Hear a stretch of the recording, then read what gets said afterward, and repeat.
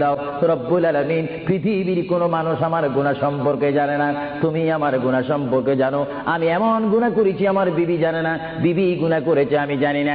আল্লাহ তুমি সব কিচ্ছু জানো, হে আমার প্রভু তুমি আমাকে মাফ করে দাও।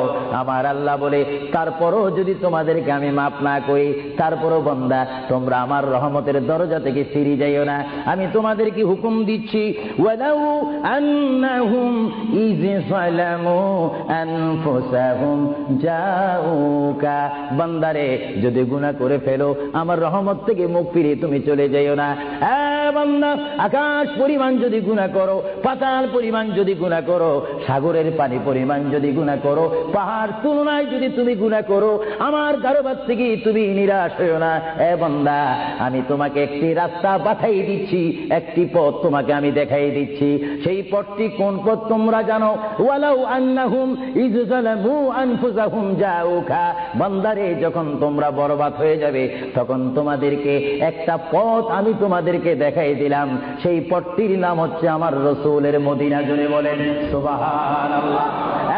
বান্দা আমার নবীর দরবার গিয়ে কেঁদে কেঁদে তোমরা বলো, ইয়া রাসূলুল্লাহ, ইয়া হাবিবাল্লাহ, আয়া আকা ইয়া রাসূলুল্লাহ। আল্লাহ কোরআনে বলেছে, ওয়ালাউ আন্নাহুম ইয যালামু আনফুসাহুম জাউকা ফাস্তাগফিরুল্লাহ ওয়াস্তাগফার লাহুমুর রাসূল। আল্লাহ বলেছে, হে বান্দা তোমরা ডানে না গিয়ে, বামে না গিয়ে, পিছে না গিয়ে তোমরা সরাসরি আমার নবীর কদমে চলে যাও। আমার নবীর কদমে গিয়ে আমি আল্লাহর দরবারে তোমরা তওবা করো।